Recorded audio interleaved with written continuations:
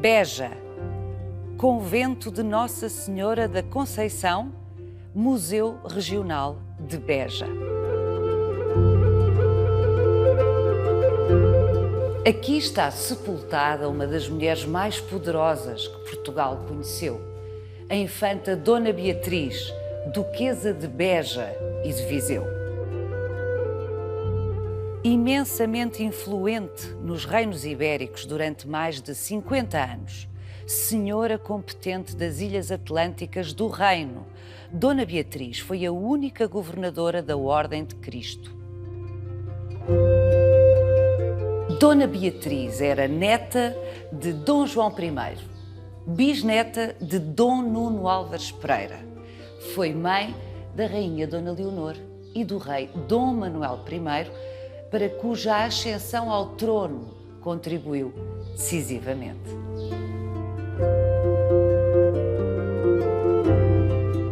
Mais de 100 anos depois da morte de Dona Beatriz, foi também aqui, no Convento da Conceição, que Mariana Alcoforado se terá apaixonado por um oficial francês a quem dirigiu 5 cartas de amor. As cartas portuguesas, como ficaram conhecidas, não terão cativado o coração do francês, mas garantiram a Mariana um lugar para a posteridade no imaginário romântico.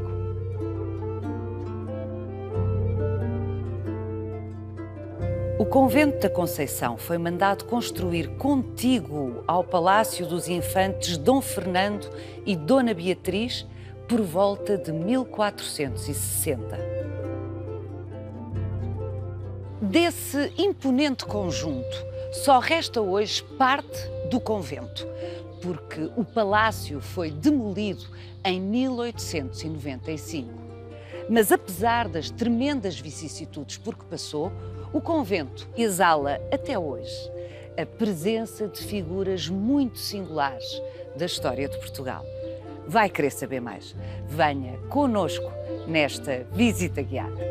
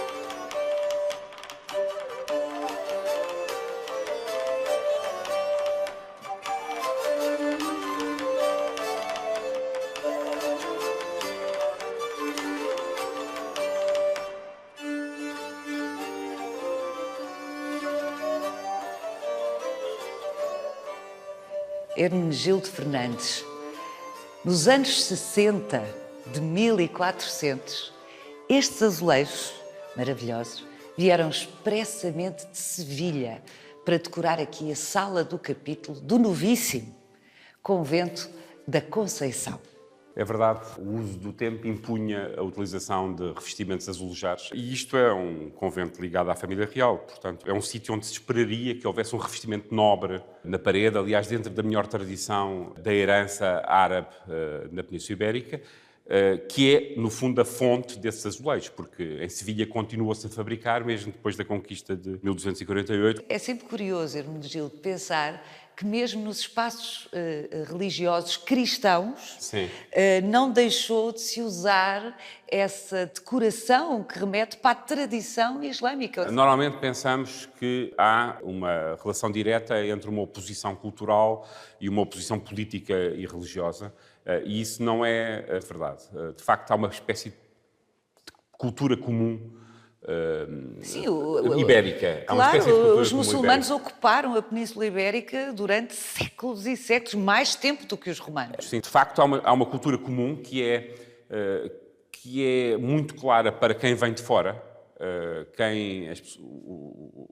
os imigrantes de além Pirineus, do Reino de França, de Inglaterra, quando chegavam à Península Ibérica, percebiam que isto era um mundo diferente, e uma das coisas que eles achavam era que mesmo os cristãos da Península eram meio árabes, e, portanto, há uma espécie de sobrevivência da cultura material, sobretudo, das formas de viver do mundo árabe, as pessoas sentarem-se no chão entre almofadas, tapetes, ainda se faz isso na corte, no século XV, no século XVI e mesmo no século XVII.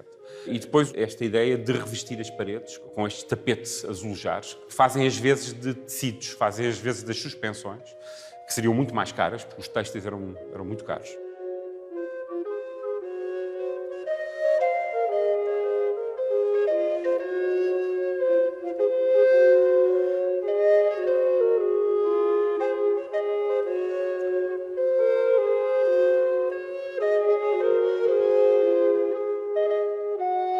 Estamos na sala do capítulo. É sempre um espaço nobre nos conventos e nos mosteiros.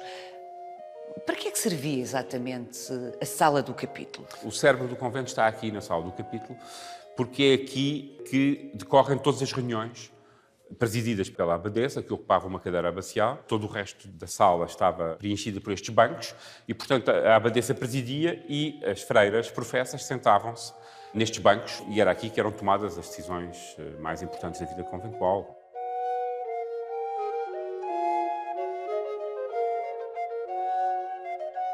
Por volta de 1470, teria cerca de 14 freiras e depois vai crescendo paulatinamente. Os meados do século XVII passaram as 150 freiras. Tinham que se sentar muito juntas para ouvir... Não caberiam. E é só a partir dos meados do século XVIII que se começa a registrar um declínio do número. Um declínio do número de freiras, que não necessariamente um declínio económico do convento, que se mantém de resto muito pujante, mesmo para além do decreto de extinção das ordens masculinas de 1834 e de proibição de entrada de novas professas nas ordens femininas. A Dona Maria II é recebida aqui, no meio de um grande fausto, com a baixela de prata que vinha dos fundadores. Os fundadores, quem foram? Duas personagens muito influentes na história portuguesa do século XV, que são os infantes Dom Fernando e Dona Beatriz. Eram primos direitos. Ele é filho do rei Dom Duarte e ela era filha do infante Dom João, que é um irmão mais novo do rei Dom Duarte.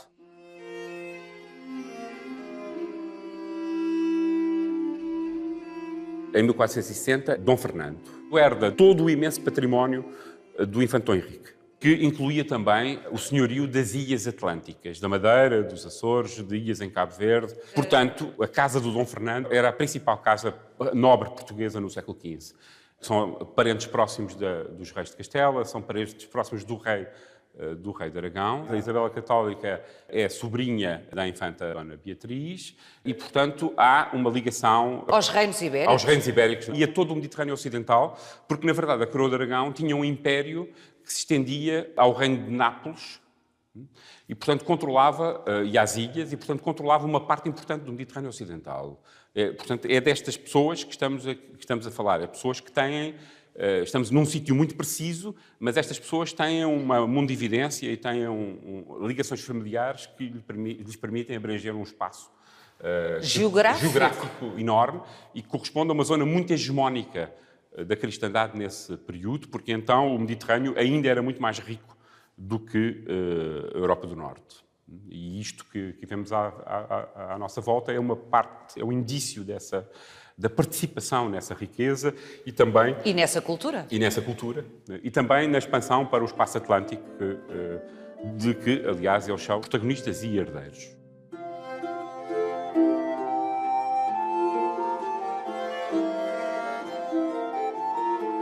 Segundo compreendo, este casal, Dom Fernando, os infantes, Dom Fernando e Dona Beatriz, século XV, são parentes de reis, de muitas maneiras, cunhados, primos, netos, e vêm a ser pais de uma rainha e de um rei. A rainha Dona Leonor e o rei Dom Manuel I. Eles têm uma descendência bastante grande, mas há 4 que vêm a desempenhar um papel muito importante. Uma porque se casa com o Duque de Bragança, que aliás será depois executado na Praça de Évora. Outro porque é o Duque de Viseu, que o rei Dom João II vai assassinar nos Passos de Setúbal, em 1484. Outra porque se casou com o Dom João II, Dona Leonor, que tem um papel político imenso na época. E, finalmente, o quarto é o rei Dom Manuel, que é o último filho, um filho improvável que nasce com a Dona Beatriz já com 40 anos, aquela personagem pela qual ninguém daria nada na linha de sucessão, beneficiando da morte precoce do irmão Dom João, que é o primeiro herdeiro do ducado, e depois do assassinato do outro irmão, assassinado aos 24 anos em Setúbal, acaba por herdar o ducado e acaba por conseguir navegar por entre as intrigas da corte do Dom João II, para, finalmente, beneficiando da morte do príncipe Dom Afonso, acabará por ser o herdeiro do reino.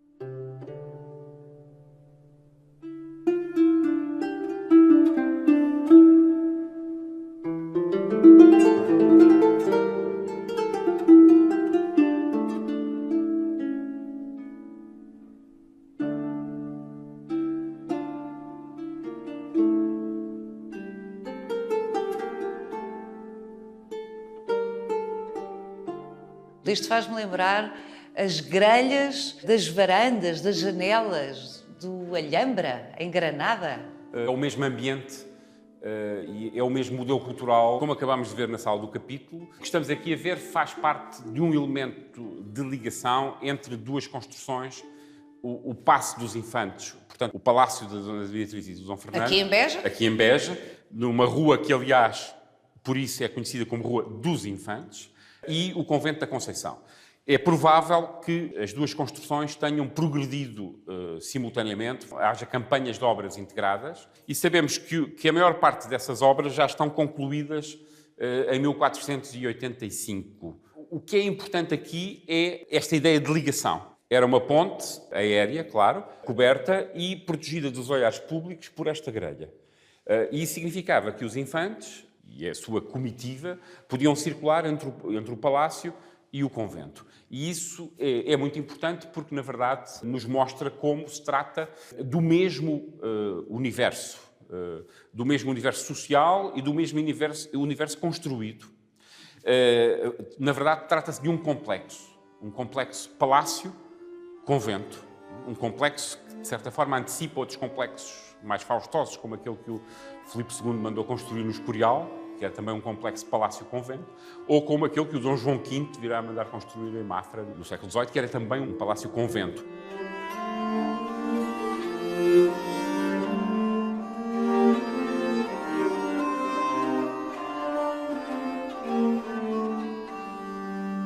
A infanta Dona Beatriz, foi ela a grande promotora da construção deste complexo, do convento. Tudo indica que ela tem uma função muito próxima e uma função muito diretiva nos assuntos do ducado, mesmo em vida do marido. É bastante claro que ela será a principal instigadora da fundação do convento, em 1459, não é? E a partir da morte do marido assume claramente uma liderança de tudo o que tinha a ver com a gestão do ducado e, efetivamente, o convento era um projeto importante nessa afirmação simbólica do poder dos duques. E, a partir dos anos 70 de 400, ela vai ter um papel decisivo nos negócios do reino. É uma época particularmente conturbada. É a velha ordem medieval que precede a união da coroa de Castela e de Aragão em final do século XV. Portanto, o final dos anos 70 de 400 são extremamente conturbados e serão marcados por um tratado. Em 1479, que é o Tratado de Alcáçovas, a Dona Beatriz, que tem de facto relações importantes do ponto de vista familiar nos vários reinos, tem um papel muito importante nessas negociações e isso vai perceber-se muito claramente no pré-acordo conhecido como Terçarias de Moura. A coroa de Castela e a coroa de Aragão, nesse caso, fizeram foi colocar a infanta Dona Isabel em Moura e a coroa portuguesa colocou o infante Dom Afonso. Ainda estamos com o rei português Afonso V vivo, que era o neto do rei e, portanto, o herdeiro do rei, que era uma criança de 4 anos, não é? E que foi colocado em Moura, juntamente com a Dona Isabel. Serviam de garantia, as terçarias... Mútua. Portanto, de que não fariam guerra, não é? De que não fariam guerra e de que se aceitariam os termos do acordo. Quem garante esse acordo é justamente a Dona Beatriz, que se muda para Moura, para uns espaços que foram também arranjados para o efeito no Castelo de Moura, na Alcáçova, não é? E foi ela que ficou a garantir o acordo. Portanto, na verdade, o ponto talvez aqui mais importante é que ela não faz parte, ela própria não é refém, mas goza da confiança de ambas as partes. E goza de uma confiança suficiente para que seja ela a garantir o acordo e a guardar os infantes.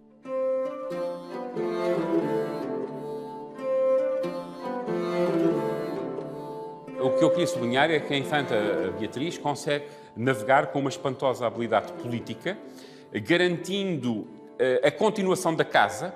Temos que ver que no caso da Casa de Bragança a casa não continuou, é depois refeita, e há um exílio e confisco de bens, etc. Não é? Ela consegue garantir a continuação... Que a sua casa continue. Que a sua casa continue. E consegue fazer com que o seu último filho e última esperança, Dom Manuel, assuma a casa e venha a suceder ao rei Dom João II. É certo que toda esta habilidade política não teria levado o Dom Manuel senão à condição de primeiro nobre português, se não tivesse acontecido aquele infeliz acidente ao príncipe Dom Afonso, na Ribeira de Santarém, que era o legítimo herdeiro da coroa, e, portanto, há aqui também alguma coisa de conjugação de fatores que escapavam à própria Dona Beatriz. Claro, mas a Dona Beatriz educou uma das suas filhas para ser rainha, Dona Leonor. É certo. Como já se viu com a própria Beatriz, a Dona Beatriz, que se tinha casado com o seu primo direito. O próprio pai dela tinha-se casado com uma sobrinha. E, portanto, havia uma grande tradição nesta casa de casamentos endogâmicos, de casamentos dentro da família. Dentro da família. A Dona Leonor virá efetivamente a ser rainha e a ser a mulher do Dom João, e aliás pode-se dizer, uma importância política tão grande como a mãe, é muito ativa. Tinha um bom exemplo em casa? Tinha um bom exemplo em casa, é verdade. De facto é um conjunto de mulheres absolutamente notável na história portuguesa, com um grande protagonismo político.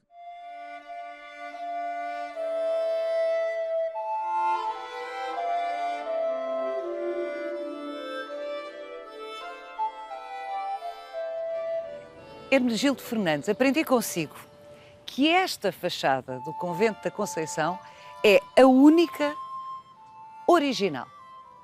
É verdade, e é a única original e não é uma fachada qualquer, porque tem desde logo os brasões, os emblemas dos fundadores, do Dom Fernando e Dona Beatriz. E da Dona Beatriz, exatamente. Replicaram noutras fachadas que construíram o que viram aqui. Porquê?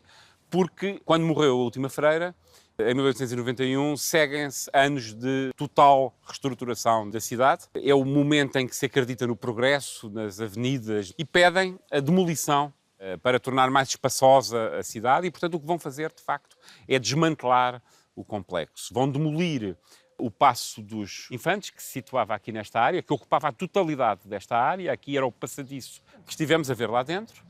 E vão demolir a sacristia, que ficava aqui nesta área, vão demolir os dormitórios, vão demolir o refeitório e vão recondicionar o espaço de acordo com estes preceitos. O que é interessante é que isto, do nosso ponto de vista, é um crime patrimonial. Sim, eu estou calada e estou a pensar, mas que barbaridade. Barbaridade total. É evidente que isto são avaliações a posteriori. O que é interessante é que eles não separam a salvaguarda patrimonial da destruição. Ou seja, muitas vezes as pessoas que determinam a destruição são também as pessoas que estão interessadas em salvar elementos. Partes. Alvenarias. É como se lhes interessasse não o todo, mas bocados do todo, partes. Que testemunhassem outros tempos, mas que não atrapalhassem a nova vida que se quer construir. E o que fizeram foi recuperar, por exemplo, do Paço dos Infantes, recuperaram parte das janelas, que adaptaram daquela fachada, que passou a ser a nova fachada do convento, adaptaram parte dessas janelas. Portanto, basicamente guardaram um núcleo central do convento. O que conservaram, efetivamente, foi o claustro, a sala do capítulo no claustro e a igreja onde já iremos vamos a seguir. E a preocupação central deles, claramente, é se os bens vão para Lisboa. Claramente o Museu das Janelas Verdes é o inimigo central. O Museu Nacional da Arte Antiga, que eles se referem sempre como Museu das Janelas Verdes. O Museu das Janelas Verdes é o grande inimigo.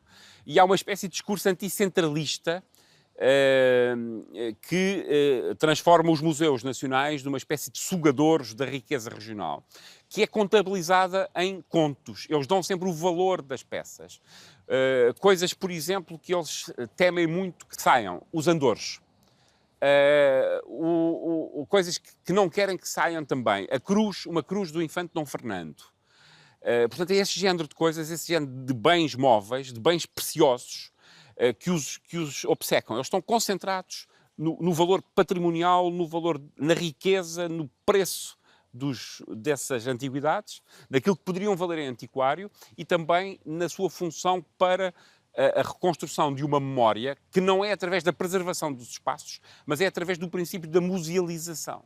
É uma ideia muito oitocentista. É uma ideia muito oitocentista, é a ideia do museu. A coleção das preciosidades, no fundo, é ainda muito uma ideia das do arquiteturas. Museu, herdeira dos gabinetes de curiosidades do século XVII e do século XVIII.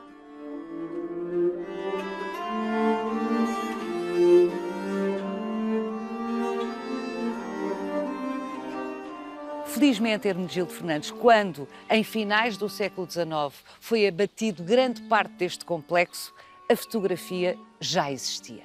E, portanto, nós temos testemunhos indiscutíveis de como é que era a ocupação deste espaço anterior à de sua destruição. É verdade, sabemos como a história da fotografia está, na segunda metade do século XIX, muito ligada aos começos de uma meditação sobre o património, quer em França, quer... E da sua documentação. E da sua documentação, exatamente, e da sua documentação.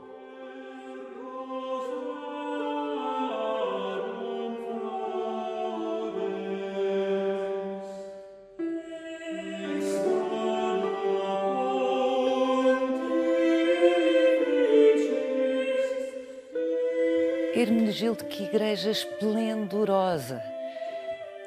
Para lá da Capela Mor, só este altar, bem, são inúmeros os casos, mas só este altar de incrustados é um dos maiores do país, se não o maior do país. Ainda bem que esta igreja escapou à destruição que se verificou no final do século XIX. De resto, todo o século XIX foi um século de destruição de património.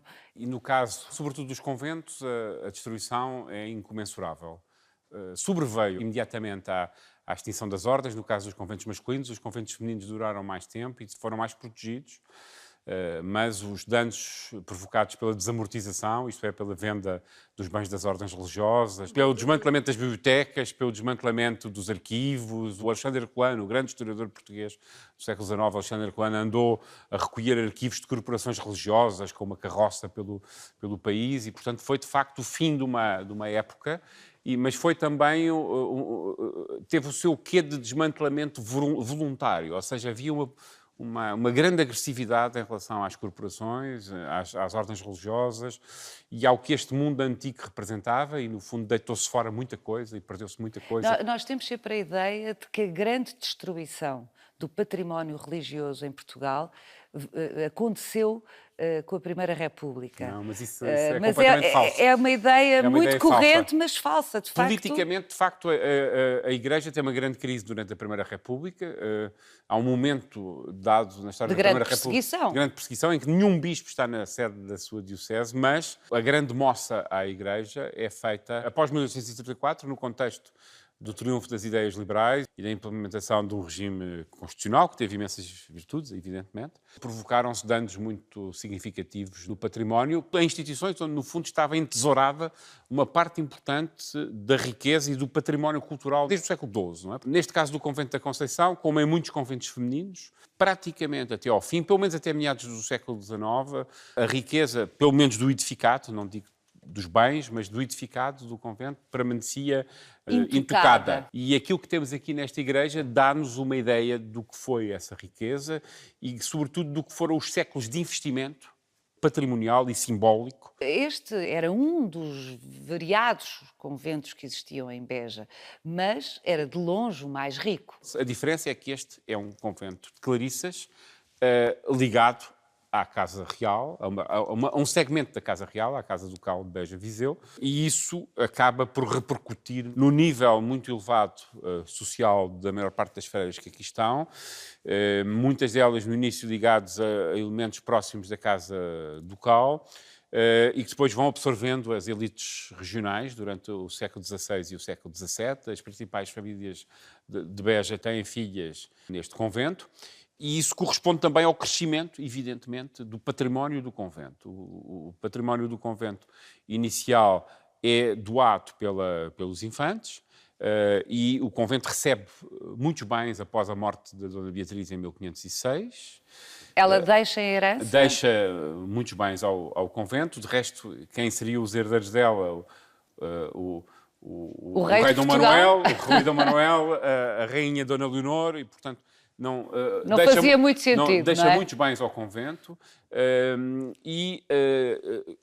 vários membros associados à sua casa e à elite da cidade também deixam. O convento também reforça a sua posição na sequência de doações testamentárias e outras feitas a quando de surtos de peste, por exemplo, porque as pessoas esperam receber do convento a salvação. E, além disso, quando as freiras entram num convento, como aliás em todos, trazem um dote. E, portanto, esse dote... Como se fossem casar, que vão... E vão casar, porque efetivamente saem do mundo e casam-se com Cristo. A ideia é essa, casam-se com Cristo e trazem um dote como se fossem casar.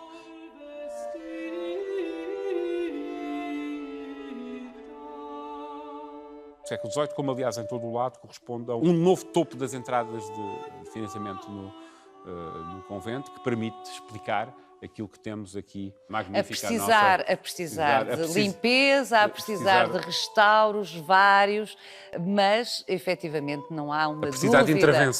A precisar de uma intervenção e recuperação urgentes.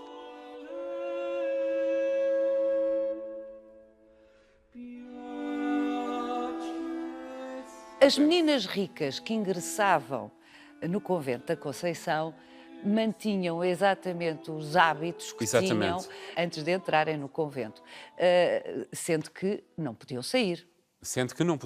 E havia um parlatório cuja funcionalidade conhecemos bem, porque praticamente todos os contratos de gestão das terras, etc., eram feitos com a presença do notário e das pessoas que iam lá tomar as terras de foro, não é? E que interagiam com a abadesa ou com quem através de grades. Através de grades. Através de grades. Mas os contratos faziam-se, não é? E portanto, as pessoas comunicavam através dessa interface que era a grade e por onde passavam também, eventualmente, muitos dos doces conventuais que eram feitos aqui no interior do convento. A literatura feminina cultivada dos conventos do século XVII e XVIII poderá ser posta à par da doçaria, não é? Portanto, há uma atmosfera requintada, sofisticada no interior, que pode passar para fora do convento.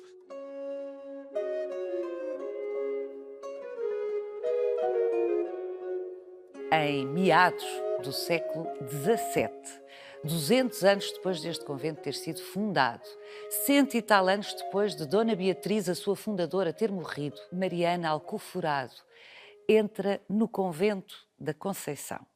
E eu agora vou conversar com o responsável pelo convento da Conceição e pelo Museu Regional de Beja, que está alojado no convento da Conceição, para rever um pouco a história de Mariana Alcoforado, que, se calhar, fez passar as suas cartas de amor ao oficial francês por entre as grades, como passavam os doces conventuais da Conceição.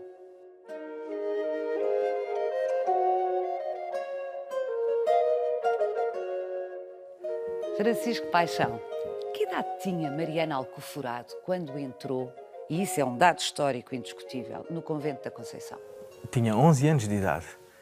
Coitadinha, não escolheu. Não escolheu, visivelmente. não escolheu. Era hábito na altura, filhas segundas das famílias nobres da cidade, entrarem para os conventos.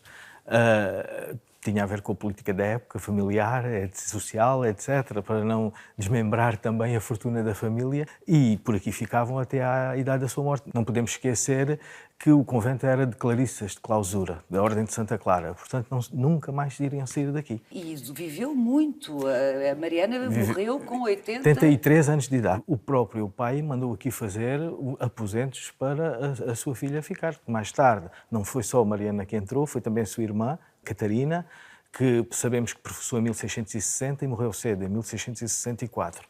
e depois com a morte da mãe de Mariana Alcoforado entra também a mais pequenina, com 3 anos de idade, a 3 peregrina. anos? 3 anos de idade, a peregrina, e que foi criada por Mariana Alcoforado na casa que era dela, porque o pai tinha mandado construir aqui dentro do próprio convento. Ela viveu com o luxo da sua condição social, uma filha da nobreza. Portanto, dependências particulares dentro do convento. Dependente não só de Mariana, mas também das outras E das muitas outras vezes famílias. traziam as criadas. Traziam criadas, tinham escravas, tinham toda uma série de serviçais.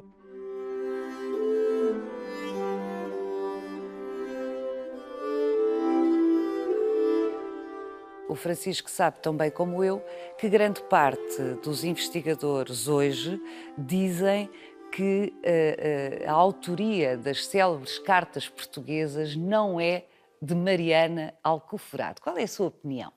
A minha opinião é que foi Mariana Alcoforado que escreveu as cartas. Poderão ter sido retocadas em algum momento por algum escritor, algum livreiro, algum editor. Algum tradutor? Tradutor, porque o grande enigma está em que as cartas originais nunca apareceram. Há, assim, uma primeira edição das cartas, ainda em vida da freira. A primeira edição das cartas, com privilégio do rei, por Claude Barbin, foi em 1669.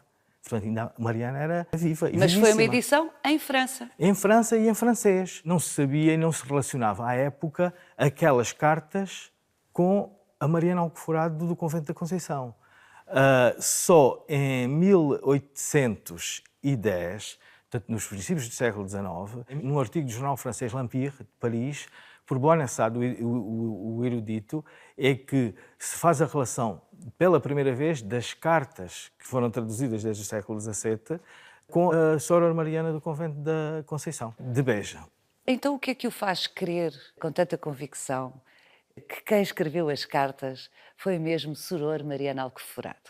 Pela própria leitura das cartas, porque ela faz-nos uma descrição tão pormenorizada dos espaços do convento, dos sítios, das capelas, do nome das freiras, do nome das abadesas, das colegas.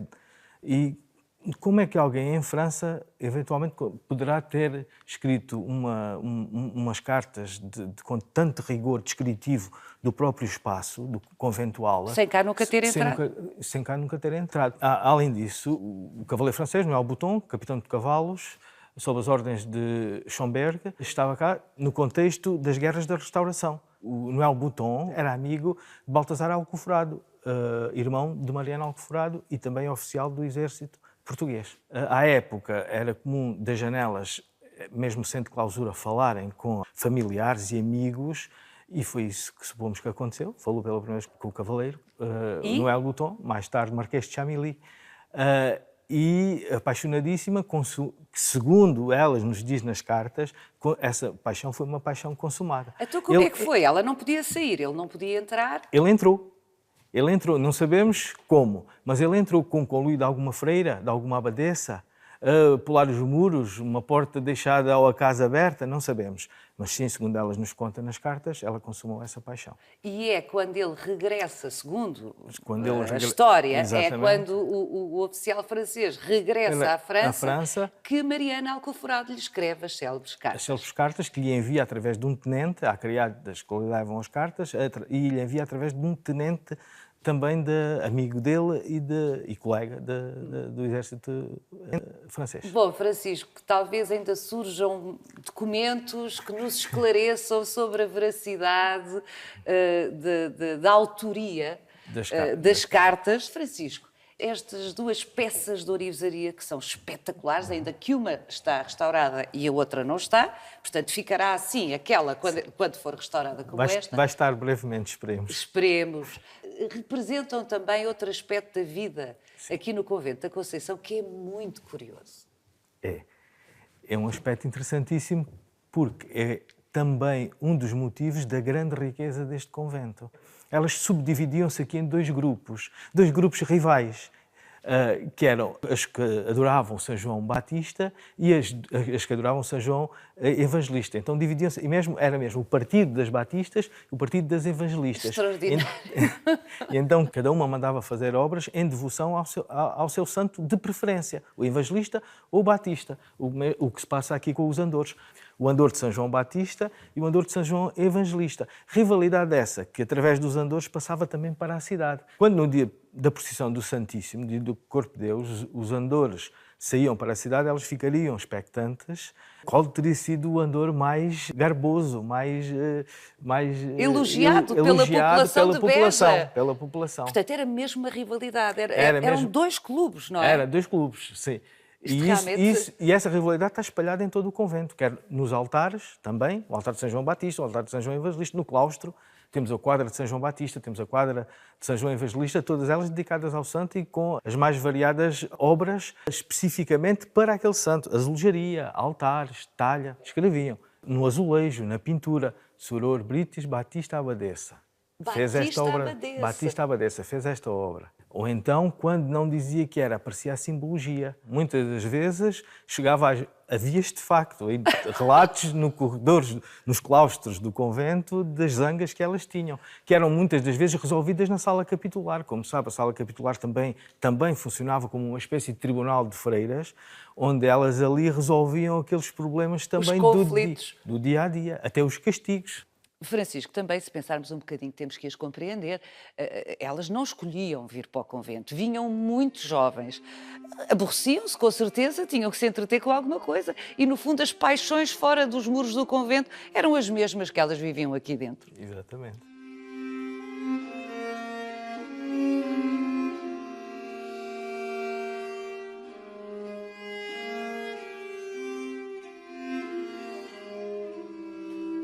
Caminhar pelo convento da Conceição é caminhar por entre muitos testemunhos de muitos tempos históricos.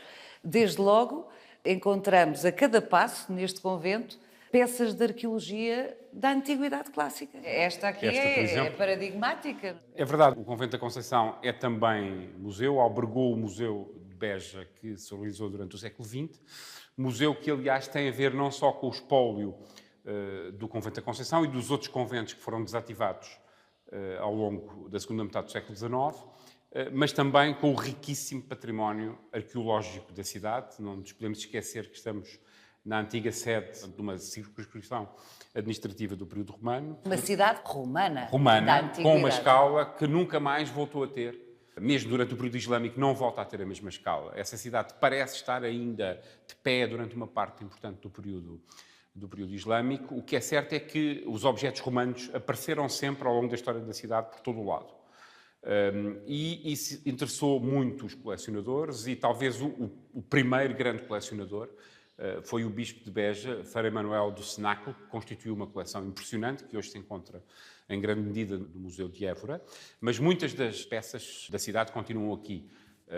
Estou a lembrar-me, por exemplo, dos capitéis do templo. São impressionantes. A escala, não é? E que remetem para um templo de grandes dimensões, de muito grandes dimensões, que aliás tem vindo a ser escavado.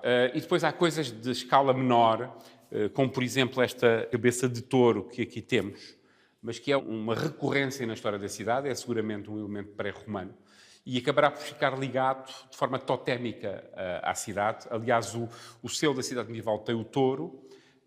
O touro é o emblema da cidade e há uma rua importante de Beja que é a Rua do Touro. Portanto, é perfeitamente natural a presença de materiais romanos, mas o museu tem também muitos outros materiais. O museu tem coleções incríveis de pintura, de escultura, de orivesaria. Já vimos aqueles dois andores que são uma amostra. Uma amostra daquilo que saiu daqui a quando do fim das ordens, uma quantidade impressionante de prata, muita da qual foi para Lisboa.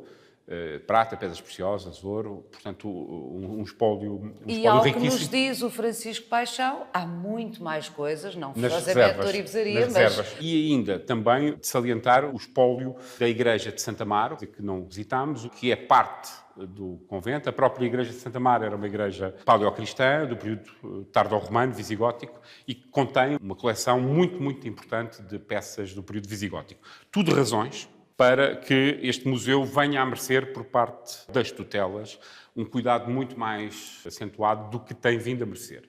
É um museu que tem um enorme potencial de leitura para a história da região, mas também para a história nacional, como vimos, e nesse sentido parece-me que necessita muito urgentemente de uma forte intervenção por parte dos poderes públicos para salvar o edifício, que é o próprio museu, e para salvar o espólio que se encontra no seu interior.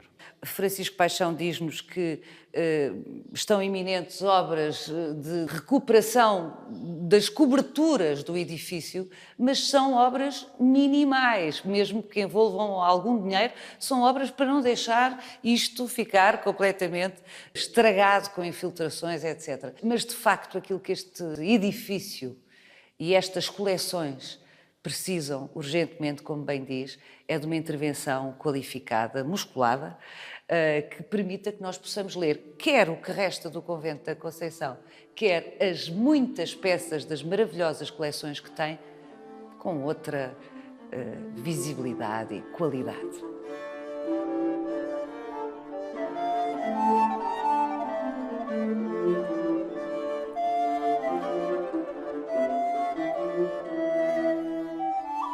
Siga-nos no nosso sítio e na nossa página de Facebook, onde encontra este e os outros episódios do Visita Guiada.